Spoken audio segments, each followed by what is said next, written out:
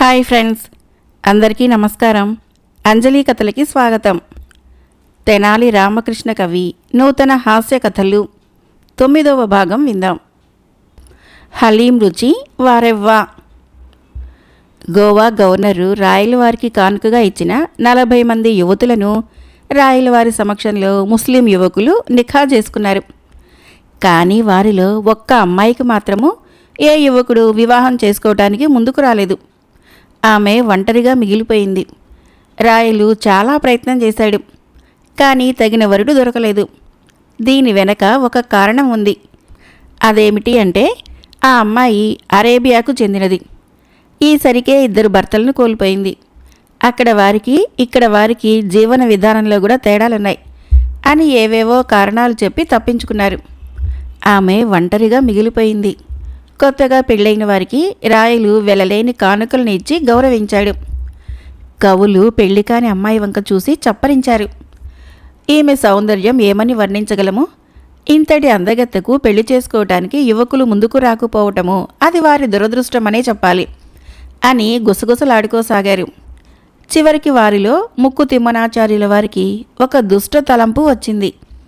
అవును, ఈ యువతులను తీసుకుని వచ్చింది మన రామలింగడే కదా. ఈ అందాల రాశిని ఎవడూ చేసుకోకపోతే ఆమెను విధిగా రామలింగడే కదా చేసుకోవాలి. ఈ విధానము మన పురాణాలే ఘోషిస్తున్నాయి అని ఒక ఆలోచన చేశాడు. అదెలా? నాకేమీ అర్థం కావటం లేదు. అయినా ఇలాంటివి ఆ రామలింగని వద్ద చెల్లవు. అతడు గండరగండుడు, పింగళి సూరన చెప్పాడు. మాదయ్య గారి మల్లన అందరికీ సైగలు చేసి, కాస్త మెల్లగా మాట్లాడండి, తిమ్మన చెప్పినట్లు ఇదేదో బాగుంది. అలనాడు భీష్ముడు 3 బాలికలు అంబ, అంబిక, అంబాలికలను ఎత్తుకొని వచ్చి విచిత్ర వీరునికిచ్చి పెళ్లి చేయబోయాడు. వారిలో అంబ ఎవరినో ప్రేమించుతిని అని చెప్పడంతో విడిచిపెట్టాడు. తీరా ఆ ప్రేమికుడు కాదనటంతో తిరిగి వచ్చి విచిత్ర వీరుణ్ణి చేపట్టమని కోరింది. ఎవరినో ప్రేమించిన దాన్ని నేను చేసుకోను అని చెప్పి పొమ్మన్నాడు విచిత్ర వీరుడు. చివరికి ఎత్తుకొచ్చిన వాడివి కనుక నన్ను నువ్వే చేసుకోవటమే ధర్మము అని భీష్ముడి వెంటబడింది. ఆ గాథనే మనం ఇక్కడ రామలింగని పైన ప్రయోగిద్దాము. మంచి ఆలోచన. మల్లన, నువ్వు ఏదో ముఖమాటంగా ఎప్పుడూ పరధ్యానంగా ఉంటావే గాని అమ్మో, నీలో ఎన్ని గారడీలున్నాయి అని మెచ్చుకున్నాడు రామరాజు భూషణుడు. వారిని అల్లంత దూరం నుంచి గమనిస్తున్నాడు రామలింగుడు. తన వెనుక నిలువెత్తు గొయ్యి తవ్వుతున్నారని గుర్తించాడు. తను వారు తవ్వే గొయ్యిలో పడకుండా జాగ్రత్త పడాలి అనుకున్నాడు. తను వారిని పట్టించుకోనట్లే నటించాడు. కవులందరూ మూతులు కొరుక్కుంటున్నారు. ఆ విశేషాలు మాకు చెప్పండి. ఈరోజు ముస్లిం వివాహాలతో సరిపోయింది. చాలా బడలికగా ఉంది. మీరేమైనా చెప్తే విని అంతా ఆనందిద్దాము అని రాయలు కవులను ఉద్దేశించి అన్నాడు. ప్రభు, ఎందుకో ధర్మశాస్త్రం గుర్తుకు వచ్చింది. అలాగే భారతంలో భీష్ముని కథనము కళ్ళ ముందు కదలాడింది చెప్పాడు మాదయ్య గారి మల్లన. మల్లన, నీ గొంతు విని చాలా కాలమైంది. ఏమిటో ధర్మశాస్త్రము భీష్ముడు అంటున్నావు. నాకు చెప్పండి, ఎలాంటి సంశయము వద్దు అన్నాడు రాయలవారు. ప్రభు, గోవా నుంచి తీసుకురాబడిన 40 మంది యువతులకు పెద్ద మనసులతో పెళ్లిళ్ళు చేశారు. కానీ వారిలో ఒక అమ్మాయిని వదిలేశారు. ఆమె గురించి ఆలోచిస్తున్నాం. ఎక్కడి నుంచో ఆమెను తీసుకొని వచ్చింది మన రామలింగడు. ఆమెను మన రామలింగడే చేరదీయాలి అంటే పెళ్లి చేసుకోవాలి. తనలో ఉన్న ఆలోచనను రాయలకు ధైర్యంగా చెప్పాడు. అతడి మాటలకి ఒక్కసారి దర్బారంతా నివ్వెరపోయింది. అంతా ఒకరి ముఖాలు ఒకరు చూసుకోసాగారు. ఒక మూల నిలబడిన ఆ యువతి సంభ్రమాశ్చర్యంతో పరదా ముసుగులో నుంచి కవుల వైపు వింతగా చూసింది. రాయలు వస్తున్న నవ్వును ఆపుకోసాగాడు. రామలింగుడికి వివాహం అనేసరికి ఎందుకో నవ్వు తన్నుకు రాసాగింది. తాతాచార్యులు వింతగా చూశాడు. రామలింగుడు ఎంత అదృష్టవంతుడు, అందాల భరిణ వంటి యువతి లభిస్తుంది అని కుళ్ళుపడ్డాడు. ఎంతోమంది ఎన్నో రకాలుగా అంటున్నా తెనాలి రామలింగ కవి చిరునవ్వుతో అలాగే కూర్చొని ఉన్నాడు. ప్రభు, రామలింగని మౌనము పూర్ణాంగీకార సూచన. ఆ యువతికిచ్చి పరిణయం చేయండి. అంతటి అందగత్తెను చేపడుతున్న రామలింగుడు ఎంతో అదృష్టవంతుడు. అట్టి భాగ్యం నాకు దక్కనందుకు నిజంగా విచారించుచున్నాను. మాదయ్య గారి మల్లన నవ్వాపుకుంటూ చెప్పాడు. తాను రామలింగణ్ణి ఓ ఉచ్చులో బిగించాను అని ఆనందంతో. మల్లన్న మాటలకి సభ నవ్వులతో నిండిపోయింది. నా కావ్యంలో నాయికలా ఉన్న ఈ యువతిని భార్యగా పొందటము పూర్వజన్మ సుకృతం. అట్టి పుణ్యము ఏ జన్మలో రామలింగుడు చేసినో కదా. ఈమెను చూశాక నేనేలా గోవా పోకుండా ఇక్కడే పడియుంటిని అని బాధపడుతున్నాను. నాకు ఇలాంటి అవకాశం వచ్చిన క్షణం ఆలస్యం చేయను. ఇంకను యోచించదేలా దూర్జటి రామలింగని వద్దకు వచ్చి భుజం తట్టాడు. ఓయి రామలింగ, నీవు వాగుడుకాయవైనా ఏ మూలనో అదృష్టం నిన్నే వరిస్తోందయ్యా. నాకందని ఈ భాగ్యము నీకు దక్కినందుకు లోపల బాధపడుతూనే ఆశీర్వదించుచుంటిని. అల్లసాని పెద్దన తన పెద్దరికాన్ని నిలుపుకుంటూనే తన కుతకుతను బయటపెట్టాడు. భళీ రామలింగ, అట్టి లావణ్యము ఏరుకోరి వస్తుంటే ఇంక నువ్వు ఉపేక్షించేదేలా? నా మనస్సులోనూ ఆమె అందం తిష్టవేసింది. కాని మందమతి మాదయ్య గారి మల్లన వలన నీవే పరిణయమాడాల్సి వచ్చినది. రామరాజభూషణుడు నిష్ఠూరంగా చెప్పి కూర్చున్నాడు. ఎంతో ధైర్యం ప్రదర్శించేవాడివి. ఓ దిక్కులేని ఆడదానికి నీ నీడలో ఇంత చోటు ఇయ్యరాదా? ఎందుకా మౌనం? నీ భార్య నిన్ను గడపలోకి రానియదని భయపడకు. మేము సర్ది చెప్పగలం. నీ వంటి వాడికి 2 భార్యలు ఉంటే తప్ప నీ ముక్కుతాడు పడదు. అయినా ఇంతటి అందాల రాసి మన భార్యలో ఎవరున్నారు? ఈమె కోసం ఎంతటి త్యాగమైనా చేయవచ్చు. పింగళి సూరన నవ్వుతూ చెప్పి దగ్గరగా వచ్చి చెవిలో ఏదో రసిక గుళిక చెప్పి పకాలు నవ్వాడు. ఏంటయ్యా, ఇంతమంది నీకు చెప్తే గాని వినవా? నీవు కొత్త పెళ్ళికొడుకులా తెగ మారాము చేస్తున్నావు. నీవు అందగాడివని నీకు ఈ అవకాశం రాలేదు. ఏదో నీకు మరో అందాల విందు రాసి ఉన్నందున గోవా వరకు వెళ్ళావు. నేనైతే ఈ పాటికి మరో గృహంలో ఈ భరిణతో కాపురం పెట్టేయగలను. నీవు ఓ ఛాదస్తపు బాపడివి. అయ్యలరాజు రామభద్రుడు ఒకంత నిష్ఠూరంగా మాట్లాడాడు. సరే, ఇంతమంది చెప్పాక నాకు తప్పేటట్లు లేదు. చెప్పక చెప్తున్నా. ఓ రామలింగ, నీకు ఇంతటి అందాల చిలక ఎన్ని జన్మలు తపస్సు చేసినా లభించదు. నీవు ఎదుటివాడిని విమర్శించడానికి పుట్టావు. మా వద్ద సాగినట్లు ఆడవాళ్ల వద్ద నీ ఆటలు సాగవుగాక సాగవు అని గ్రహించి నీవు మిన్నకున్నావు అని అక్కసుగా పలికి ఇటు తిరిగి ఆ ముస్లిం యువతిని చూసి, ఓ కోమలాంగి, ఇక్కడంతా విన్నావు కదా. ఇతడు ఒక రకంగా మేకవన్న పులిలాంటివాడు. చూడు ఎలా మిన్నకున్నాడో. ఇలాంటి వాడితో నీవు జీవించేటట్లు ఆలోచించుకో అని చెప్పి కూర్చున్నాడు నందితిమ్మన. ఇక లాభం లేదని తాతాచార్యులు లేచి, నీకు మేము చెప్పాలా? లేకుంటే ఇంతమంది చెప్పినా నీలో రవ్వంతైనా చలనం లేదు. నీ మనసులో ఉన్నది చెప్పు. నీకు ఈ వివాహం ఇష్టమా లేదా అని అడిగాడు. తెనాలి రామలింగడు చిరునవ్వుతో అలాగే కూర్చొని ఉన్నాడు. రాయలు నవ్వులు ఆపి, రామలింగ, ఇంతమంది నీ తోటి కవులు మన తాతాచార్యుల వారు చెప్పాల్సింది చెప్పారు. మరి ఎందుకా మౌనం? అంగీకారం అనుకుందునా లేక తిరస్కారం అనుకుందునా? సభలో ఆయన కంఠము కంగుమన్నది. రామలింగడు లేచి నమస్కరించాడు. గొంతు సవరించుకున్నాడు. ఏలిన వారికి నా హృదయపూర్వక నమస్సులు. ఇక్కడేం జరుగుతోంది నాకు అర్థం కావటం లేదు. అయినను మా ప్రభువుల వారు నన్ను ఆదేశించారు కనుక బదులు చెబుతున్నాను. కవులు కసిగా రామలింగని వైపు చూడసాగారు. చిక్కవురా రామలింగ, మా పగ తీరబోతుంది అని లోగొంతుతో మిగిలిన కవులు చెవులకే పరిమితంలా చెప్పాడు ముక్కుతిమ్మన. ముసుగు పరదాల మాటున ఉన్న ఆ యువతిని రామలింగడే స్వయంగా ఒక మూల నుంచి తీసుకొని వచ్చి, ప్రభు, ఒక్కసారి చూడండి. ఈమె శరీరఛాయ ఏ రంగులో ఉంది? ఈమె అందమైన ముఖంలో చంద్రుడు ఉన్నాడా లేక కలువులున్నాయా? ఈమె వయసు ఎంత? ఈమె మనసులో ఏముంది? తొలుత తమరే చెప్పండి సూటిగా రాయల్ని అడిగాడు. రాయలు పెద్దగా నవ్వి, ఇదెలా సంభవం? ఆమె పరదా ముసుగులో ఉంది. కనీసం ఆమె నీడలా కూడా కనిపించడం లేదే. మరి నేనెలా చెప్పగలను? నన్ను ఈ విధంగా ప్రశ్నిస్తున్నావు అన్నాడు. రవి గాంచని చోట కవి గాంచు. మా పిచ్చి కవులు ఈ పరదాల మాటను ఉన్న యువతిని ఆమె అందాలను చూసినట్లు భ్రమలో పడి పైత్య ప్రలోభంతో కారు కూతలు కూస్తుంటే మనమంతా విన్నాం. వినటమే కాదు, వారి పిచ్చిలో మనము కలిసిపోయాము. ఈ పిచ్చి కవులను నేను కోరుతున్నాను, ఈమె మేనిఛాయ ఏ రంగులో ఉందో చెప్పమనండి. రామలింగడు కోపంతో ప్రశ్నించాడు. ఒక్కసారి సభంతా నివ్వెరపోయింది. మేమెందుకు ఆమె రంగులు చెప్తాము? నీకే ఆ రంగులతో పని. అనవసరంగా మమ్మల్ని ఇరికించాలని చూడొద్దు. నీ మాటల గారడి ఆపి విషయానికి రావయ్యా. నందితిమ్మన లేచి కోపంగానే బదులిచ్చాడు. ఆపు ముక్కుతిమ్మ. నీవా నన్ను గారడీవాడిగా జమ చేయునది? వేశ్యావాటికల్లో పవిత్ర ప్రబంధాలను వేశ్యల ముందు ప్రదర్శించే నువ్వా నన్ను తప్పుపట్టేది? మీరంతా కలిసి నన్ను మరో పెళ్లి చట్రంలోకి నెట్టేయాలని చూశారు. అందుకే ఒడలు మరిచి నోటికి వచ్చినట్లు కూయసాగారు. ఆమె అందాలను పొగిడారు. ఓ అదృష్టాన్ని కోల్పోయాను అన్నాడు మరొకడు. నాకు దక్కని ఇంతటి అందాల చిలుకను పొందినా నీవు ఎన్ని జన్మల తపస్సు చేస్తువో అని ఇంకొకడు. ఓ కవి అయితే తానేల గోవా పోలేదు, పోయి ఉన్నచో నాకే దక్కేను గదా ఈ భాగ్యము అని ఏకంగా సభా సాంప్రదాయాల్ని మరిచి చెప్పుకుంటుంటే ఎంతగా దిగజారితిమోనని బాధపడితిని. మన పింగళి సూరనవారైతే మన ఆడవాళ్లకంటే ఈమె అందగత్తె అని చొంగ కార్చిన వైనము అతిహేయము. రామలింగడు పిడుగులు కురిపించినట్లుగా ఎలుగెత్తాడు. నవ్వులతో సభంతా హోరెత్తిపోయింది. కవులు మాత్రము ఇలా చుట్టూ తిరిగి తమకే ఎదురు తిరుగుతుందనుకోలేదు.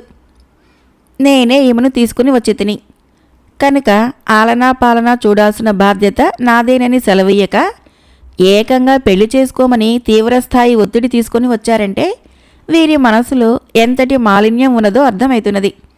నేను ఒకవేళ వీరి ఒత్తిడిపై ఈమెను చేసుకుంటే నన్ను అగ్రహారం నుంచి గెంటివేయటానికి గోతులు సిద్ధం చేసేవారు. నన్ను కులభ్రష్టుణ్ణి చేయటానికి అన్ని వైపుల నుంచి కులంచే దాడులు చేయించేందుకు పథకాలు వేసేవాళ్ళు. మనం చేయు పని ఏమిటి? పెక్కు ప్రబంధాల్ని రాయాల్సి ఉంది. ఆ పనిలో కుదురుగా కూర్చోకుండా ఈ నీచపు పని ఏమి? రాయల ముఖంలో రంగులు మారాయి. ఒకసారి కవుల వైపు కనుచివరలో నుంచి చూశాడు. వారిలో ఏదో తెలియని లొసుగు, అభద్రత కనిపించింది. రామలింగుడు చెప్పింది 100కి 100 పాళ్ళ నిజం. నల్లని మేలి ముసుగులో ఏమాత్రమూ కనిపించని ఆమె రూపము తాము చూసినట్లు ఆమెను పొగిడి బలవంతంగా కట్టబెట్టాలనుకోవటము పెద్ద తప్పిదమే అని రాయలు లోలోపల అనుకున్నాడు. రామలింగని వైపు ఒకంత జాలిగా చూశాడు. ప్రభు, నన్ను చెప్పమందురా? పోని వీరిలో ఏ కుట్రలు లేవని అనుకుందాం. ఇంతమంది మధ్య ఓ యువతి ముఖం ముందే ఈమె నాకిష్టమంటే నాకిష్టమని ఎలుగెత్తి చెప్పారు. చెప్పి నాకు పెళ్లి చేసుకోమంటున్నారంటే వీళ్ళనేమనాలి?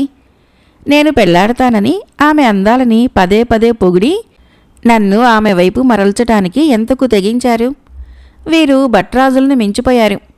వీరి ముందు వేశ్యావాటికల్లో వెలయాళ్ల ఇంట ఉండే విదూషకులు, వికటకవులు బలాదూర్. ఛీ, ఎంత జుగుప్సుగా ప్రవర్తించితిరి! అయినా నా విధి నేను పాటిస్తాను. ఇక నాలో ఉన్న నా నిర్ణయం చెబుతున్నాను. ఈమెను ఇంతవరకు నేను చూడనే లేదు, చూడాలని కోరుకోవటం లేదు. నా చూపునకు పరదా ముసుగులో ఉన్న ఈమె ఓ గర్భస్థ శిశువు లాంటిది. ఈమె నా కూతురుతో సమానం. కనుక ఈమె యోగక్షేమాల్ని నేను చూడగలను. ఇదే నా నిర్ణయం ప్రకటించి కూర్చున్నాడు రామలింగుడు. రాయలు విప్పారిన నేత్రాలతో చూశాడు. కవులు తప్ప అంతా రామలింగుడు చెప్పిన దానికి ఆనందించారు. రామలింగ కవి నిర్ణయము సరైనది అని హోరెత్తారు. ఆమె యోగక్షేమాల్ని ఎలా చూడగలవు? రాయల ప్రశ్న. ప్రభు, ప్రేమ పిచ్చిలో ఓలలాడుతున్న ఈ కవులు ఈమె అంటే చాలా ఇష్టపడుతున్నారు గనుక నాకొక అవకాశం ఇప్పించండి. వీరిలో ఒకరికి ఈమెను కట్టబెడతాను. అంతా ఈమె లేనిదే తాము లేము అని తమ ముందే వందలాది మంది ఉండే సభలో చెప్పారు. మరి నేను గోవా నుంచి తీసుకుని వచ్చినందుకు ఈమె యోగక్షేమాల్ని చూడాల్సిన బాధ్యత నాకుంది. నా ఇంట్లో ఈ ఆడకూతుర్ని దాచుకోలేను కదా, చేతులు జోడించి కోరాడు. రాయలు ఆలోచించి, ఇంతటితో ఈ తతంగం ముగించరాదా? ఈమెకు తక్కువ వ్యవధిలో ఓ అందమైన ముస్లిం వరునితో వివాహం జరిపించగలను. నీకెందుకు శ్రమ? కవుల లోకము ఏదో తప్పు చేసినట్లుగా బాధపడుతున్నారు. క్షమించి వదిలేయరాదా అన్నాడు. ప్రభు, మన్నించండి. కవీశ్వరులు ఈమెను చాలా ఇష్టపడుతున్నారు. వీరి కోరిక తీర్చాలి. వీరిలో తమరెన్ని తపములు చేశారు, ఎంతటి భాగ్యం వరించనున్నారో చూద్దాం. నా తోటి కవుల్లారా, ముఖ్య విన్నపం. ఈమెను మీరంతా ఇష్టపడుతున్నారని మీకుగా మీరే వాగారు. ఈమె వివాహ పరీక్షలో మీరంతా ఉన్నట్లే. ఇష్టం లేనివారు నిరభ్యంతరంగా వెనక్కిపోవచ్చు. కానీ అలా వెళ్ళిపోవాలంటే ముందు ఈమె అందాలని మీ పాపపు బుద్ధితో పొగిడి అవమానించినందుకు ఆమెకు క్షమాపణలు చెప్పాలి. మీరు భట్రాజుల, వికటకవుల, విదూషకుల ఈ మూడింటిలో ఏదో ఒకటి ఈ సభలో ఒప్పుకొని తీరాలి. సభలో అంతా కవుల వైపే చూడసాగారు. రాయలు గంభీరంగా రామలింగుడి వైపు కన్నార్పకుండా చూడసాగాడు. చాప కింద నీరులా వెన్ను పొడవటానికి సిద్ధపడిన కవులను చాలా తెలివిగా సభలో అందరి ముందు భలేగా నిలబెట్టినందుకు వినోదించాడు. కవుల మధ్య గొడవలు రావటము రాయలకు వినోదమే. కవులు ఎవరూ నోట మాట లేకుండా ఉన్నారు. ఏం చెప్పాలి? బాగా ఇరుక్కున్నామే. ఏమిటి దారి? ఇదంతా మరో చోటైనా బాగుండు. ఏకంగా ఏలిన వారి వద్ద పట్టులో పిట్టలా దొరికిపోయాము. రాయలు మౌనం వహించాడు. అంటే తమ పీకలకు రామలింగుడు బిగించిన ఉచ్చు బలంగా బిగుసుకుంటోంది అని ఎవరికి వారే మనసులో బాధపడసాగారు. రామలింగుడు ఆమెను రెక్కపట్టుకొని ముందుకు తీసుకొని వచ్చి, ఏమ్మా, వీరిలో ఎవరినైనా నీవు వివాహం చేసుకోగలవా అని నేను అడుగుతున్నాననుకున్నావు. నీకు నచ్చిన వారినే చేసుకోవచ్చు. వీళ్ళంతా పిచ్చి కవులు, పిచ్చి ప్రేమికులు. పద నా ఇంటికి, పెళ్లినాడు నాతో కలిసి వివాహ మండపానికి విచ్చేయుదువు గాని అని నడిపించుకొని సభలో నుంచి బయటికి వెళ్ళి ఆమెను బయటే నిలిపి తిరిగి ఒంటరిగా పరుగులాంటి నడకతో విచ్చేసి, అయ్యా పెళ్ళికొడుకులు, రేపే మీరు హజార రామాలయం ప్రాంగణంలోకి రావాలి. ఒకవేళ రాకుంటే ఒప్పుకోను. అలా రానివారు ఆడంగిలతో సమానం. శిఖండిలుగా గుర్తింపు లభిస్తుంది. నా మీద ప్రయోగం చేసిన కథనంలో నాయిక అంబ ఆమె భీష్ముడు కాదంటే శివుణ్ణి మెప్పించి శిఖండిగా జన్మించింది. అలాంటి శిఖండులుగా అవతరించకండి. రేపు నా కూతురు స్వయంవరం మీతోనే. మీలో ఎవరికి దక్కునో ఆ అదృష్టం. ఈ రాత్రి ఆమె కోసం తపస్సు చేయండి. ఆ దేవుడి దయవలన మీలో ఎవరికో ఒకరికి దక్కుతుంది మీ కలల రాణి.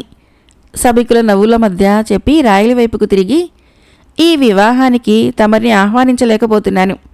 రేపు సభకు కొత్త దంపతులని తమ వద్దకే తీసుకుని రాగలను. ఇందుకు నాకు కొంత సైన్యము, కొంత ధనము అవసరం. అలాగే తూర్పు దిక్కు గవాక్షము కాపలాదారు ఉర్దూ కవి జమీనుల్లా ఖానును నాతో ఉండేందుకు అనుమతినిస్తూ ఆ ఏర్పాట్లు చేయగలరని ఆశిస్తున్నాను అన్నాడు.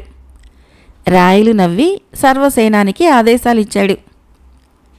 నగరమంతా భువన విజయంలో రాయలవారి నుంచి గొప్ప గౌరవాలను పొందే తెలుగు కవుల పునర్వివాహాల గురించి కోడై కూసింది. కొంతమంది పౌరులు ఏకంగా తిట్టిపోశారు. ఇదేం పోయే కాలం? ఈ ముసలి పినుగుల్లాంటి వారికి ఈ వయసులో కన్నెల పిచ్చి ఏమిటి? కావ్యాలు తాళపత్రాలపైన రాసి రాసి చివరికి వాటిలో ఉన్న పురాణ నాయకులు అనుకుంటున్నారు. దేవతలు రాక్షసుల్లా పెక్కుమందిని పెళ్లి చేసుకునే వరకు ఈ కవులు ఎదిగారు. రాయల ఆస్థానంలో కూటికి చేరిన వారు ఎంత నీచానికి ఒడిగట్టారు. కవులే ఇంతగా తెగిస్తే ఇంక న్యాయం ఉండి ఏమేడుస్తుంది? రామలింగ కవి వీరి పాలిటి కాలయముడయ్యాడు అని చెప్పుకోసాగారు. నగరంలో ప్రజలు ఏ ఇద్దరూ కలిసినా ఇదే చర్చ. కవులు తమ ఇళ్లల్లో తమ తమ భార్యలకు తెలియకుండా జాగ్రత్త పడుతూనే ఒక విధంగా ఆ యువతి పెళ్లి రామలింగుడితో చేయిద్దామంటే ఏకంగా మన పీకకు చుట్టుకుందేమిటా అని ఎవరికి వారు తెగ బాధపడసాగారు. ఆ పరదాసుందరి అసలు అందగత్తే లేక అనాకారా? అనవసరంగా ఊబిలోకి దిగిపోయాం. తప్పించుకునే దారి లేదా అని ముచ్చెమటలు పోశాయి. ఈలోగా కవులందరికీ కలిసి ఒక రహస్యం చెప్పాడు మాదయ్య గారి మల్లన. అదేమిటి అంటే, రేపు రామలింగుడు మనకు పెట్టబోయే పరీక్ష ఏమిటో తెలుసా? ఆ పెళ్లి కూతురు అరబ్బుల పిల్లంట. ఆమె అరబ్బీ పాకశాస్త్రంలో దిట్ట అంట. ఆమెతో హలీం అనే వంట చేయించి మనకు పెట్టిస్తాడంట. అది తిన్న తర్వాత ఎవరు బాగుంది అని చెప్తే వారిని ఆమెకిచ్చి పెళ్లి చేస్తాడంట. ఇక్కడే ఆ వెర్రి వెంగళాయి పప్పులో కాలేశాడు. మనమంతా బాగుందని ఎవరికి వారే చెప్పుదాం. ఆ రామలింగుడు పైత్యం కుదురుతుంది. పిల్ల ఒక్కతే, మనం 7గురము. ఎక్కడి నుంచి తీసుకురాగలడు 7గురు ముస్లిం యువతులను? ఈసారైనా మనం వాడిని ఇరుకున పెట్టాలి. మళ్ళీ మాదయ్య గారి మల్లన రెండో పథక రచనకి అంతా తప్పదని తలలూపారు. ఏది ఏమైనా రేపటి పరీక్ష గురించి ముందు బాగానే సేకరించాడు. ఎంతటి వాడైనా తప్పులు చేస్తుంటాడు కదా. ఆ వాగుడికాయ రామలింగణ్ణి చావు తప్పి కన్ను లొట్టపోయే దెబ్బ కొట్టాలి. ఈసారి మనము సంఘటితంగా పనిచేద్దాం. నువ్వు భలే సేకరించావు అని మెచ్చుకున్నారు. మరుసటి రోజు కవులు హజారా రామాలయంకి అతి కష్టం మీద చేరుకున్నారు. ఆ రోజు దేవాలయంలో మధ్యాహ్నము గర్భగుడి తలుపులు వేసి ఉన్నందున భక్తులు లేక ఖాళీగా ఉన్నది. అమ్మయ్య, ఆ రాముడు మన నిర్వాకం చూడకుండా అయింది. ఎంత తప్పు! అన్యమతపు పిల్లని మనం చేసుకుంటే ఇంకా ఏమైనా ఉందా? అవును, ఆ పిల్ల వండి వార్చింది తినమంటాడు ఈ వెర్రి రామలింగుడు. కొంపదీసి ఆ రబ్బీ వంటలో ఏ పీనుగు మాంసం కలిపిందో, నేరకపోయి అనవసరంగా ఆ రామలింగడి విషయంలో దూరాము అని అలసాని పెద్దన కవుల చెవులకే పరిమితం అన్నట్లుగా తన బాధను వ్యక్తం చేశాడు. అప్పటికే అక్కడికి చేరుకున్న ఉర్దూ కవి గవాక్ష కాపలాదారుడు జమీనుల్లా ఖాన్ కవులను చూసి తల వంచి నమస్కరించాడు. వేడివేడిగా మా రబ్బీ పిల్ల వండిన హలీం అనే వంట రుచి చూశాక స్వయంవరానికి సిద్ధమైపోవటమే నవ్వుతూ చెప్పాడు. నాయనా, వయసులో చిన్నవాడివి, నీవైనా చెప్పలేకపోతివా ఆ గడుగ్గాయి రామలింగడికి ఆ వంట తినటంలో అభ్యంతరం లేదు, కానీ అందులో ఏమైనా పశుమాంసం కలిసినచో మా బ్రాహ్మణత్వం ఏం కావాలి? అలాగే చూస్తూ పవిత్రమైన ఆలయంలో ఇలాంటి తినుబండారాల్ని రానివ్వరాదు. కానీ మాచే తినిపించి మమ్మల్ని భ్రష్టు పట్టించాలని చూస్తున్నాడు మా కొరివి రామలింగడు. దూర్జటి చాలా ఇబ్బంది పడుతూనే చెప్పాడు. ఆయన మాటలకు వంతపాడారు మిగతా కవులు. మరి మీరంతా పాపం ఆ రామలింగ కవిగారికి మరో మతం పిల్లతో పెళ్లి చేయాలని చూశారు. మీరన్నట్లు ఆయన భ్రష్టుపడిపోడా? నాయనా, నీవు ఉర్దూ కవివి, అతను ఉచ్చులో ఉన్నావు. ఆ మాటనే వల్లే వేస్తున్నావు. మమ్మల్ని ఈ యమగండం నుంచి తప్పించరాదా? నీకు జన్మజన్మలకు రుణపడి ఉంటాము. నిన్ను రాయలవారి కొలువులో మాతో బాటే కవిస్థానము కల్పించగలము. ఇక గవాక్ష కాపలా నీకుండదు. అలసాని పెద్దన కొత్త ఆశలు చూపాడు. నేను చిన్న కవిని, అది ఉర్దూలో రాస్తాను. నా కవిత్వాన్ని ఏదో ఒకరోజు రాయలవారు గుర్తిస్తారు. ఒకరోజు రాయలవారికి నేను రాసిన ఓ ప్రేమగీతాన్ని రామలింగ కవిగారే వినిపించి నన్ను పరిచయం చేశారు. నాకు ఎలాంటి ఆశలు లేవు. అదిగో ఆ గదిలోకి మీరంతా ఒక్కొక్కరే వెళ్ళి పెళ్లి కూతురు చేసిన వంట హలీంని తిని మీ అభిప్రాయం చెప్పండి. ఏడి ఆ రామలింగడు? అంతా నీచే జరిపిస్తున్నాడు. పుట్టగతులుండవు. బ్రాహ్మణ ఉసురు ఊరికే పోదు, 10 జన్మల వరకు వెంటాడుతుంది. దూర్జటివారు కోపంగానే దుయ్యబట్టాడు. రామలింగడు లోపలికి వచ్చి కోరకుండానే కొత్త దుస్తులు వేసుకుని వచ్చారు. పెళ్లి పిచ్చి అందరిలో బాగా రాజుకుంది. తొలుత పెద్దలు, పూజ్యులు, అల్లసాని పెద్దనార్య ఆ గదిలోకి వెళ్ళి ఆరగించండి. అదే హలీంని తిని అక్కడే తమ కోసం ఎదురు చూస్తున్న పరదా మాటున ఉన్న యువతికి చెప్పండి. రామలింగ, ఇప్పటికైనా మించిపోయింది లేదు. నా మాట విను. ఈ పిచ్చి పనిని ఇంతటితో ముగించి క్షమాపణలు వేడుకో. నేను జాలితో విడిచిపెడతాం. నువ్వు ఈ పరీక్ష కారణంగా అబాసుపాలైతావు హెచ్చరించాడు అలసాని పెద్దన. ముందు వచ్చిన పనిని కానివ్వండి. మీ హెచ్చరికలు నాకు కొత్తవి కావు. మీరు వెళ్లాల్సింది అదిగో ఆ కనిపిస్తున్న గదిలోకి. అందులో ఈ ఆలయం యొక్క జమాబందీలు చూసే గదిగా వాడుతున్నారు. ఓపికగా కొద్ది దూరం నడవాల్సిందే. వినాశకాలే విపరీత బుద్ధి అని నీలాంటి వారిని అంటారు అని రోషంగా అటువైపు సాగాడు. వెళ్ళిన కొంత సమయం తర్వాత ఒక్కసారి బాజా బంత్రీలు వినిపించాయి. అదేమిటి, పెద్దనవారికి పెళ్ళైనట్లుందే? రామరాజభూషణుడు ఉత్కంఠతగా అరిచాడు. ఆ వెంటనే ఆ బాజా భజంత్రీలు అలా అలా దూరమైపోయాయి. ఎవరికీ అర్థం కాలేదు. అయ్యా దూర్జటివారు, తమరి వంతు. దూర్జటి అలా వెళ్ళిన తర్వాత మళ్ళీ భజంత్రీలు మోగాయి. కొద్దిసేపటిలో దూరం అయిపోయాయి. ఈసారి కవులు కళ్ళు సాగదీసుకుని మరీ చూశారు.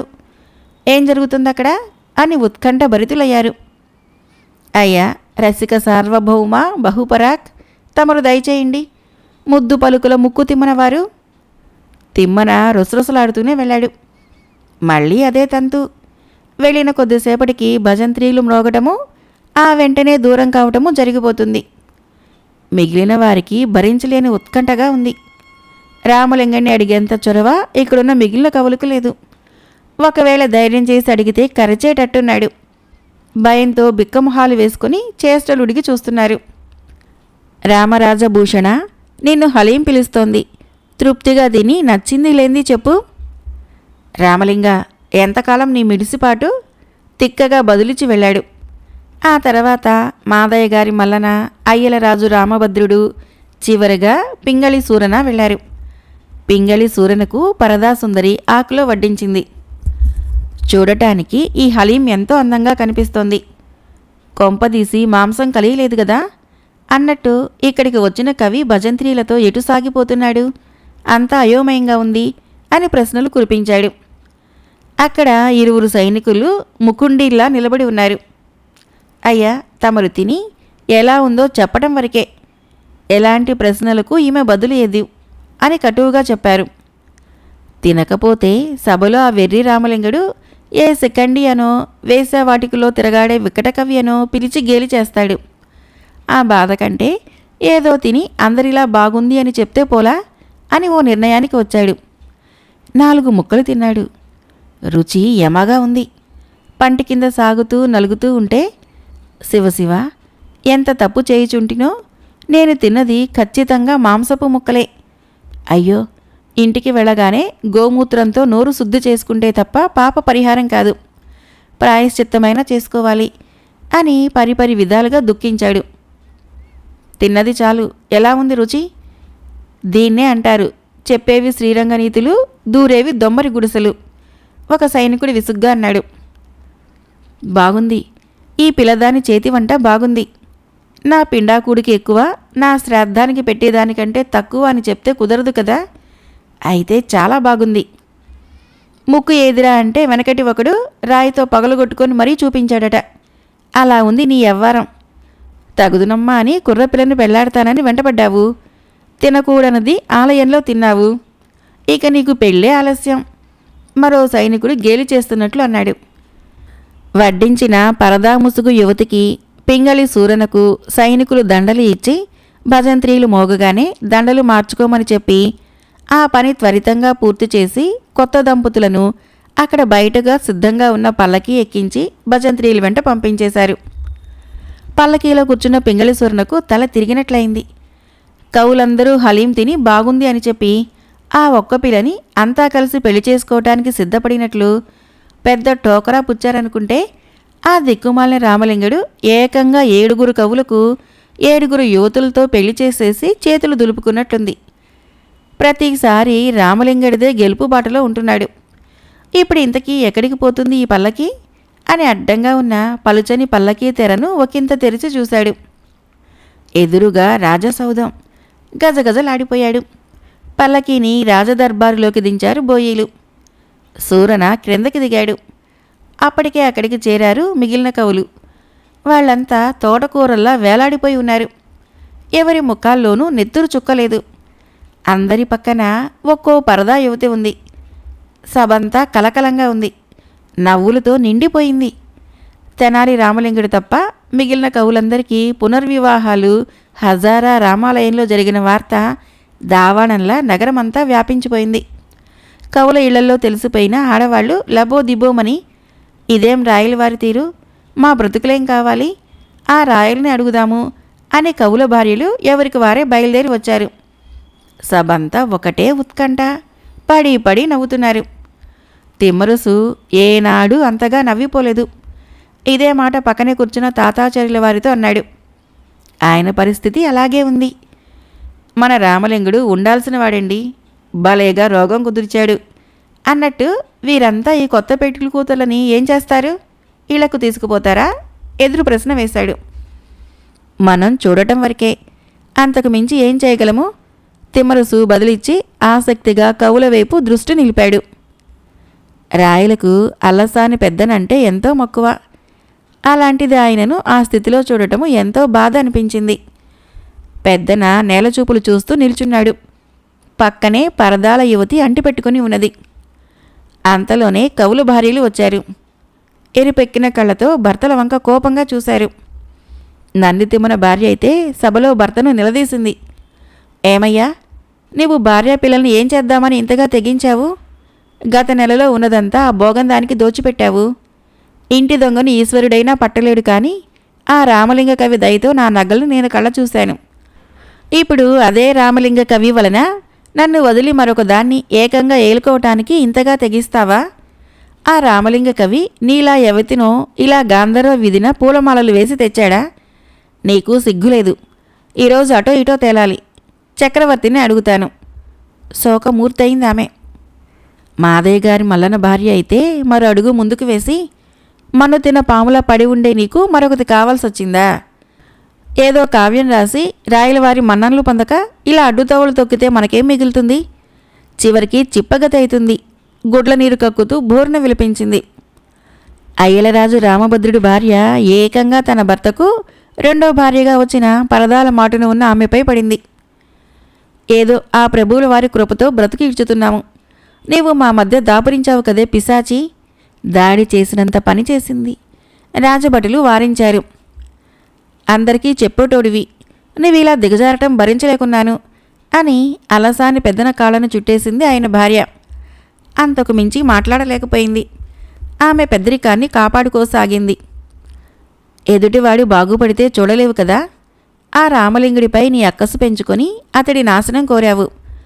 తోటి పనికిమాలిన కవులతో చేతులు కలిపి ఏదో చేద్దామనుకున్నావు. తీరా మన మీద ఇలా తీర్చుకుంది మీ ముదనష్టపు ఆలోచన. నాకో సవతిని తెచ్చిపెట్టింది. రామలింగని భార్య చేసుకున్న పుణ్యము ఎన్ని జన్మల నుంచి మూటగట్టిందో గాని భర్త వలన వీసమెత్తు ఇబ్బంది లేదు. నీవేదో మహాకవీశ్వరుడు అని, నేనో రాణివాసం అనుభవిస్తానని నా తండ్రి నీ పాల పడేశాడు. నీవు చూస్తే భోగాల మనిషివి. ఇప్పుడు ఎవతో మన మతం కాని పిల్లని ఏ క్షణమైనా నా ఇంటికి తెచ్చి దించుతావు. బ్రాహ్మణ పుట్టుక పుట్టి రాముని సన్నిధిలో తినకూడని తిండి కుడిచితివి. ఇంకా ఏమేమి అపచారాలు జరుగుతున్నాయో. నన్ను నా పిల్లల్ని నట్టేటా ఉంచావు. నెత్తి నోరు బాదుకొని పింగళి సూరనని మాటలతో ఉతికి పారేసింది అతడి భార్య. రామరాజభూషణుడి భార్య గొంతు పెద్దది. మొత్తం సభంతా వినిపించేటట్లు ఎలుగెత్తి చెప్పాల్సి వచ్చింది. ఈ వివాహం నేను ఒప్పుకోను. నా భర్తకు మళ్ళీ పెళ్లి చేయటానికి ఆ రామలింగ కవి ఎవరు? మమ్మల్ని కులహీనులను చేయాలనుకుని అతడు మరో మొత్తం యువతికి తండ్రిని అని చెప్పుకున్నాడు. అతడు మాలాగే కులభ్రష్టుడే. నోటి మాటలతో తీపి కురిపించి అతని చేతల్లో విషం గుమ్మరిస్తున్నాడు. ఇట్టివాడు ఈరోజు మా వంటి తాడు బొంగరం లేని వారిని రేపు రాయలి వారినే ధిక్కరిస్తాడు. వీలుంటే దేశద్రోహానికి కూడా వెరవడు. కనుక ఇట్టివాని పట్ల అంతా జాగ్రత్తగా ఉండాలి. నిప్పులు చెలరేగింది. దూర్జటి భార్య భర్తను ఏమీ అనకుండా రాయలవారి సన్నిధికి వెళ్ళి, అయ్యా, పండిత వంశము మా కళ్ళు వర్షించరాదని మీకు తెలుసు. అయినా ఎన్నో రాజ్యాలు తిరిగి ఎక్కడా జీవించు మార్గము లభించక ఇక్కడ మీ నీడలో ఏ లోటు లేకుండా గడిచిపోతుంది అనుకుంటే, రామలింగుడు మా పైన పగబట్టి కులభ్రష్టత్వము సమాజంలో విలువ లేకుండా చేసి భువన విజయంలో తెలుగు కవులందరినీ తగలేసి తానొక్కడే ఏలుకోవాలనుకుంటున్నాడు. అతని దుష్టతలంపును ఏలికలైన తమరు మొక్కగా ఉన్నప్పుడే తుంచాలి అని ఆమె చేతులు జోడించి అర్థించింది. అప్పటికే నవ్వి నవ్వి ఉల్లాసంగా ఉన్న రాయలు కవుల భార్యలు నిప్పులు చెణిగిన మాటలు విన్న తర్వాత గంభీరంగా మారిపోయాడు. రామలింగని కోసం అతని కనులు వెతికాయి. చిరునవ్వుతో కూర్చుని వింటూ కనిపించాడు. రామలింగ, విన్నావు కదా కవుల భార్యల ఆక్రందనలు? నీకు అప్పుడే చెప్పాను, ఇంతటితో వదిలేయమన్నాను. నీవు మొండి పట్టుదలతో నీ పని నువ్వు చేశావు. చూడు, నారీలోకం శాపనార్థాలు పెడుతోంది. జటిలమైన సమస్యగా మారిపోయింది. నీవే ఎవరికీ ఇబ్బంది లేకుండా న్యాయం చెయ్యి అని ఆదేశించాడు. రామలింగుడు లేచి నిలబడ్డాడు. సభంతా నిశ్శబ్దంగా మారిపోయింది. నేను నా ఏలికకు మాత్రమే జవాబుదారిని, కానీ ఈ నారీ లోకానికి కాదు. అయినను ఇప్పుడేం కొంప మునిగింది అని ఇంతగా గగ్గోలు పెడుతున్నారు? ముచ్చటపడ్డారు భర్తలు. పెళ్లి చేసుకొని నవదంపతులై వచ్చారు. మనము కవులము. మనకు పురాణాలే కదా జీవిత ప్రమాణాలు. అంతేకాని ఆ పురాణాలని మనం పామురుల్లా కొట్టిపారాయలేం కదా. మనం నమ్మకపోతే ఎలా? మీలాగునే అలనాడు పతివ్రత సుమతి అనుకుంటే ఆమె కోసం ఈనాడు చర్చ చేయాల్సింది లేదు. కుష్ఠరోగి భర్త ఓ అందాల రాశిపైన మనసు పడితే భార్యగా తన భర్త సుఖం కోరి ఆ అందాల రాశి ఇంటికి పోయి ఆమె వద్ద ఊడిగాలు చేసి తన భర్తతో ఒక్కసారి గడపాల్సిందిగా కోరింది. ఆ కథనం ఒకసారి గుర్తుకు తెచ్చుకోండి. ముందు మనము పురాణాలను గౌరవిస్తే మన చుట్టూ ఉన్నవారు వాటి కోసం చెవులు కోసుకుంటారు. కనుక కొత్త పెళ్లి కూతుర్ని ఇంటికి ఆహ్వానించి మంగళహారతులు పట్టాల్సిన బాధ్యత మీ అందరిపైన ఉంది. తొలి చురకును అస్త్రంలా సంధించాడు. మళ్ళీ నవ్వులమయమైంది సభ. రాయలు ఎటూ తేల్చుకోలేకపోతున్నాడు. రామలింగాన్ని కూర్చోబెట్టి తనే తీర్పు ఇద్దామంటే ఏకంగా కవులందరికీ పెళ్ళిళ్ళు చేసి మరీ తెచ్చి నిలిపాడు. ఈ పెళ్ళిళ్ళు చెల్లవని చెప్తే పరదా ముసుగుల్లో ఉన్నవారికి తను అన్యాయం చేసిన వాడైతాడు. ఎలా ఈ సమస్యను పరిష్కరించేది అని ఆలోచిస్తూనే రామలింగుడి వైపు చూశాడు. కవుల భార్యలందరూ ఉగ్రరూపాలతో రామలింగని వైపు చూడసాగారు. మాకు ఆదర్శము ఆ దిక్కుమాలిన సుమతి కాదు, అదో పిచ్చిది. ఆ కుష్టు భర్తను ఆమె వ్యసనలోలుణ్ణి చేసింది. మా వద్ద ఇలాంటివి సాగవు బదులిచ్చింది రామరాజభూషణుడి భార్య పెద్ద గొంతుతో. చెప్పానుగా, మీకెవరికి నేను జవాబుదారీని కాను. ఇక విషయానికి వద్దాం. మీ వద్ద ఆటలు సాగవంటున్నారు. ఏం చేస్తారు? మీ భర్తలు ముచ్చటపడి చేసుకున్నారు, అనుభవించక తప్పదు. ఈ కొత్త పెళ్లి కూతుర్లకు, అదే మీ సవతులకు మంగళహారతులు పట్టండి. రామలింగ, నీవే సమస్యను పెద్దది చేశావు. నీవే దీనికి సత్వరం పరిష్కారం చేయాలి. ఇది నా కోరిక. మరి కవుల భార్యలు బాధపడటము మనెవరికీ సరికాదు. వారు రోధిస్తున్నారు. వారు సంతోషంతో ఇక్కడి నుంచి వెళ్ళాలి. నువ్వేం చేస్తావో నాకు తెలియదు.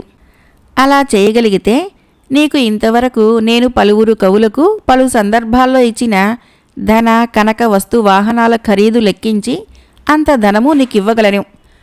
రాయలు ఆశను కల్పించి ఆ పైన సున్నితంగా ఆదేశించాడు. చిత్తం ప్రభు, నా తోటి కవుల భార్యలను సంతోషంతో ఉక్కిరిబిక్కిరయ్యి ఈ ప్రాంగణం నుంచి వెళ్ళేటట్లు చేయగలను. కానీ కొత్త పెళ్లి కొడుకులు తొలుత ఆనందించినా వెలవెలబోతూ ఇక్కడి నుంచి వెళ్తారు. కనుక ఏలిన వారికి జరగబోయేది ముందే చెబుతున్నాను. అంతా అయోమయంగా విని రామలింగుడి వైపు ఆసక్తిగా చూడసాగారు. రాయలు నవ్వి, రామలింగ, నాకు కావలసింది కవుల భార్యల ఆనందం. వారు మరి ఈ విషయంలో దుఃఖించరాదు తేల్చి చెప్పాడు. అంతా ఉత్కంఠగా రామలింగని వైపు చూడసాగారు. ఎలా పరిష్కరించగలడు? కవులను పిచ్చివాళ్లను చేసి పెళ్లి చేసి సభలో నిలిపాడు. కొంపదీసి 7 కవుల కొత్త భార్యలని రామలింగడే ఏలుకుంటాడా? తాతాచార్యుల వారికి తలదొలిచేస్తున్న అనుమానము తన పక్కనున్న వారితో పనిచేసుకోసాగాడు. రాయలవారి ఆస్థాన న్యాయ నిపుణులు తలలు పట్టుకొని కూర్చున్నారు. ఈ తుండరి రామలింగుడు ఎలా పరిష్కరించగలడు? ఇది అసాధ్యం. రాయలు ఇస్తామన్న పెద్ద మొత్తము ఆ పెళ్లి కూతుర్లకిచ్చి పంపించేస్తాడా? ఇంతకు మించి మరో మార్గం లేనేలేదు. ఈ దారే రామలింగుడు ఎన్నుకున్నాడా అని వారు తర్కించుకుంటున్నారు. రకరకాలుగా ఆలోచించుకుంటున్నారు. రాయలు ఉత్కంఠతను భరించలేకపోతున్నాడు. పక్క వరుసలో కూర్చున్న న్యాయ నిపుణులని దగ్గరగా పిలిచి, సభలో ఉన్న ఈ సమస్యను రామలింగుడు ఎలా సుఖాంతం చేస్తాడు? మీరేమైనా ఊహించారా? లోగొంతుతో అడిగాడు. ప్రభు, రామలింగ కవికి ఒకే ఒక పరిష్కార మార్గం ఉంది. తమరు పెద్ద బహుమతిని ప్రకటించారు. ఆ ధనము ఇప్పుడు అతడు తెలివిగా వాడతాడు. ఆ ధనంతో ఆ పెళ్లి కూతుళ్ళని ఒప్పించి సాగనంపుతాడు. అందుకే తెలివిగా తమతో కవుల భార్యలు యమానందిస్తారు. కవులు తొలుత ఆనందించినా చివరికే బాధపడతారు అని చెప్పాడు అని నివేదించారు. నేను అదే ఆలోచించాను, మీరు అదే చెప్పారు. ఇంతకు మించి రామలింగుడు చేసింది ఏమీ ఉండదు. ధనంతో కొనగలిగితే అతడు అందరిలాంటివాడే. ఆ పని మనం అవలీలగా చేయగలం. అలా చేస్తే అతనికి ఏం మిగులుతుంది? రాయలు నవ్వుతూ వారికి బదులిచ్చాడు. ప్రభు, ఇక ముడి విప్పుతున్నాను. కవులను పెళ్లి చేసుకున్న ఓ యువతులారా, ఈ వైపుకు రండి అని పిలిచాడు. కవి భర్తలను వదిలి వచ్చేశారు. తమ పక్క నుంచి వెళ్ళిపోతున్న పరదా యువతులను చూసి కవులు కూడా సంతోషంగా చూశారు. ఇక వారి భార్యలైతే ఆనందంతో ఉక్కిరి బిక్కిరైపోయారు. సభలో జనాలు చేష్టలుడిగి మరీ చూస్తున్నారు. ఓ యువతులారా, అన్నం పున్నం ఎరుగని కవులను మీరు గాంధర్వ వివాహం చేసుకున్నందుకు మిమ్మల్ని ఘోరంగా శపిస్తున్నాను. తనతో తెచ్చుకున్న సంచిలో నుంచి కమండలం తీసి అందులోని నీటిని చేతిలో పోసుకొని, ఈ క్షణము మీరంతా పురుషులైపోదురుగాక అని శపించాడు. అంతా ఆ యువతుల వైపు కన్నులు చీరుకొని చూడసాగారు. నిజంగా ఆ యువతులు పురుషులయ్యారా, లేక శాపం ఒత్తిదేనా అని తర్జన భర్జనలో మునిగారు. ఏ రామలింగ, ఏం చేస్తున్నావు? నువ్వేదో పక్కతో పట్టిస్తున్నట్లున్నావు. నువ్వేమైనా ఋషి పొంగుడివా శాపం అంటున్నావు? సభను తప్పుతో పట్టిస్తే ఉపేక్షించను. ఈ శాపము బూటకమని ఒప్పుకో, లేకుంటే దండన తప్పదు కోపంగా హెచ్చరించాడు రాయలు. క్షమించండి ప్రభు, నా శాపం తిరుగులేనిది. మీకు అనుమానం ఉంటే రాజభటులను పిలిచి పరదాలు తొలగించి చూసుకోండి. ఒకవేళ నా శాపం గురి తప్పితే మరణదండనతో నా కథ ముగించండి. అయితే యువతులపై గల పరదా ముసుగులు తీసే ముందు ఆయా యువతులను పరిణయమాడిన కవులను అడిగి మరీ ముసుగులు తీయించండి. ఎందుకంటే భర్తలకు ఈ యువతులపైన అధికారం గలదు. రామరాజభూషణుడి భార్య ఒంటికాలుపై లేచినట్లు లేచి, మరో మతం యువతులపై మా భర్తలకు ఎలాంటి అధికారము లేనేలేదు. మేమే భార్యలం. మా భర్తలకు మాపైనే అధికారం గలదు. మాకెవరూ సవతులు లేరు అరిచి చెప్పింది. రాయలు ఆదేశించాడు. వెంటనే రాజభటులు యువతుల మేలిముసుగులను తొలగించారు. అంతా మగవాళ్లే. అదెలా సంభవం అని అంతా నోళ్లు తెరిచి ఆశ్చర్యంలో మునిగి తేలారు. కొందరు రామలింగుడిలో ఏవో అద్భుత శక్తులున్నాయని నమ్మే దిశలో మూతులు కొరుక్కోసాగారు. రాయలు సరే సరి, న్యాయ నిపుణులు తలలు పట్టుకున్నారు. కవుల భార్యలు సంతోషంతో తమ తమ భర్తల వద్దకు వెళ్లారు. కవులు కూడా రెండో పెళ్లి తంతు వదిలిపోయిందని ఆనందించారు. అల్లసాని పెద్దనాచార్య, మీ తల మీద ఉన్న బరువు తీరిపోయింది రాయలు నవ్వుతూ పరామర్శించాడు. మాదయ్య గారి మల్లన తనలో క్షణికానందాన్ని వదిలి, చెప్పానుగా, రామలింగుడు గారడీలు చేసే రకము ప్రత్యక్షంగా చూశారుగా. ఈతడు నయవంచన నిన్నటి యువతిని ఏం చేశాడో. ఆమెను శాపంతో పురుషుడిగా చేశాడా, లేక తన ఉంపుడిగత్తుగా పెట్టుకున్నాడా? అడగండి ప్రభు, ఒత్తిడి చేశాడు. అతనికి వంతపాడాడు అయ్యలరాజు రామభద్రుడు. ఆ యువత గురించి ఆరాలు మనకెందుకు? కవుల భార్యలు కోపంతో తమ భర్తలను వెనక్కి లాగారు. నా నయవంచన్ని బాగానే వెలికితీశావు. నీ చింత చచ్చినా పులుపు చావలేదంటే ఇదే.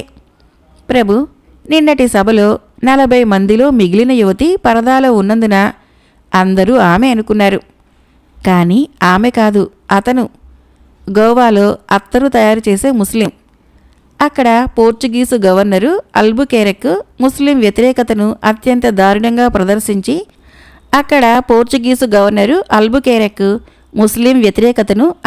దారుణంగా ప్రదర్శించి ఒక విధంగా ముస్లింలను గోవాలో ఏరిపారేశాడు. కనిపించిన వారిని ఏవో సాకులు చూపి వారిని హతమార్చటము, అతడి భార్యాపిల్లల్ని బందీగా చెరలో పెట్టి హింసించటము. ఈ నేపథ్యంలో రజ్జూఖాన్ అనే పోర్చుగీసు సైనికులకు చిక్కి ప్రాణాలు దక్కించుకోవటానికి ఉన్నదంతా లంచంగా వారికి ఇచ్చేసి ఇలా పరదా ముసుగులో బందీ అయ్యి ఆడవాళ్ల మధ్య బిక్కుబిక్కుమని మిగిలాడు. అల్బుకెరెక్ 40 మంది యువతులను కానుకగా పంపినప్పుడు ఆ గుంపులో ఇక్కడికి వచ్చాడు. అందుకే అతన్ని ఏ మగాడు పెళ్లి చేసుకోవటానికి ముందుకు రాలేదు. సభలో నవ్వుల మధ్య ఆ గుట్టు విప్పాడు. రాయలు అంతులేని ఆశ్చర్యానికి గురయ్యాడు. ప్రభు, ఈ విషయం నాకు నిజంగా తెలీదు. 40 మందిని పెళ్లి జరిపించే సన్నాహాలు జరుగుతూ ఉండగా ఆ యువతులే ఈ నిజం చెప్పారు. ఆ రోజే సభ దృష్టికి తీసుకొచ్చేవాడిని. కానీ మన అప్పాజీ వారు నా పిలక వలన జరిమానాగా తెచ్చుకున్న గుర్రాల విషయమై నాపై గుర్రుమన్నారు. అల్బుకెరెక్ పాలన విధానము తప్పులు పట్టడం కూడదన్నారు. నాలో తప్పులు ఉన్నాయి అని మండిపడ్డారు. ఆ సమయంలో నేను ఈ రజ్జూఖాన్ గురించి చెప్పలేకపోయాను.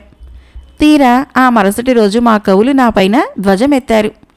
మేలిముసుగులో ఉన్న రజ్జూఖానుని భీష్మునిలా పెళ్లాడమన్నారు. ఆ తర్వాత కథ మన మధ్య జరిగింది. కవుల భార్యలు ఎనలేని సంతోషంతో కృతజ్ఞతగా రామలింగని వైపు చూశారు. రామరాజభూషణుడి భార్య చేతులు జోడించి, నన్ను మన్నించండి. ఏమేమో సభ ముందు బాధ కలిగేలా అనేశాను. ఈ బూటకపు పెళ్ళిళ్ళు సరే, మరి దేవాలయంలో ఆ పరదాలో దాక్కున్న యువతి వేషధారి రజ్జూఖాన్ చేతి మాంసం వంటకము, హలీం రుచి నీ తోటి బ్రాహ్మణులకు రుచి చూపించడం, ఎన్ని రకాల ప్రాయశ్చిత్తాలు చేసుకుంటే గాని ఆ పాపం పోదు కదా? రామలింగన్ని అడిగింది. చూడమ్మా, హలీం వంట వాస్తవానికి మాంసంతో తయారయ్యేదే కానీ రజ్జూఖాన్కి ముందే చెప్పాను. ఆ కారణంగా అతడు మాంసంకు బదులు ఎండు ఖర్జూరంతో తయారు చేశాడు. అందులో ఏ దోషమూ లేదు. కేవలం తిన్నప్పుడు ఒకంత భ్రమలోకి పోయారు. ఆమెకు చెప్పి రాయల్ వైపుకు తిరిగి, ప్రభు, ఈ హలీం తమరు ఒకసారి రుచి చూడాల్సిందే. అరబ్బుల వంట చాలా బాగుంటుంది. ఈ రజ్జూఖానుని నమ్మి కొలువులో ఏదో ఒక పనిలో పెట్టుకోవచ్చు. ఇక మిగిలిన పెళ్లి కూతుర్ల వేషధారులు తూర్పు గవాక్షం కాపలాదారు వద్ద పనిచేసే మావటి వాళ్ళు. వీళ్లే మా కవుల ముద్దుల భార్యలు. మళ్లీ నవ్వులతో హోరెత్తిపోయింది సభ. అంతా కథ సుఖాంతమైనందుకు చాలా ఆనందించారు. రాయలు పెనుగండం తప్పినందుకు పట్టరాని ఆనందంలో మిగిలాడు. కవులు తొలుత ఆనందించినా సభలో రామలింగుడు అన్ని విధాలుగా పెరిగిపోవటము భరించలేకపోయారు. వారిని రాయలకు చూపిస్తూ, తమకు ముందే చెప్పానుగా, మా కవుల ముఖాలు రెండో భార్య వదిలిపోతున్నప్పుడు వెలిగిపోతాయి. ఇప్పుడు ఎలా వెలవెలపోయాయో చూడండి అని చూపించాడు. ఆ మాటలకి కవుల ముఖాలు ఎరుపులెక్కాయి. రాయలు పకపకా నవ్వాడు. కవుల భార్యలు భర్తలని గండం గడిచి గట్టెక్కాం కదా అని నయించసాగారు. దూర్జటి రోషంతో కపోలాలు పొంగిపోగా హీనంగా రామలింగుడి వైపుకు చూస్తూ, ఓ వెర్రి రామలింగ, రాజుల కొలువులో కించిత్ భోగానికి తల వంచినావు. ధనపిచ్చితో తారతమ్యాలను మరిచి మా వంటి వారిని అవమానించితివి. నీకు కాలమే గుణపాఠం చెప్పగలదు అని ఆసువుగా ఒక పద్యం చెప్పాడు. దానికి అర్థము, ఈశ్వర, లోకములో మనుజులు జాతకాలు చెప్పుట, ఇతరులకు సేవలు చేయుట, అసత్యములాడుట, ఎదుటవారికి అన్యాయము చేయుటలో పేరొందుట, ఇతరులపైన నేరములు చెప్పుట, హింస చేయుట, దొంగ సాక్ష్యములను చెప్పుట, ఇవన్నీయును ఇతరుల ధనమును ఆశించి చేయుచుందురు కదా. ఈ ధనములు ఎన్ని యుగములు శాశ్వతముగా నుండునో ఎవరు చెప్పగలరు? రాయలు అంతవరకు సరదాగా గడిపి దూర్జటి సంధించి విడిచిన బాణం వంటి పద్యం విన్నంతనే రామలింగుడి వైపు జాలిగా చూశాడు. రామలింగుడు నవ్వి, వయసుతో పాటు దూర్జటి వారికి ఒకంత పైత్యము, ఆ పైన ఎదుటివాడి ఎదుగుదలను భరించలేని తనము అన్నయ్యను కలగాపులుగా కలిసిపోయి ఇలా పద్య రూపంలో వెళ్ళగక్కుతుంటారు. తమరే రాసిన ఈ పద్యము అంగడిలో మీ శిష్యులు మీ గురించి చెప్పి గొప్పగా ఆలపిస్తుంటారు. దీని అర్థం సెలవీయండి. మీ గంటానికి తాళపత్రానికి ఎవరూ అతీతులు కారు అని ఒక పద్యాన్ని రామలింగుడు రాగయుక్తంగా ఆలపించాడు. దానికి అర్థము, ఈశ్వర, రాజులైశ్వర్య మదమ్మత్తులు, వారి సేవ నరకము వంటిది.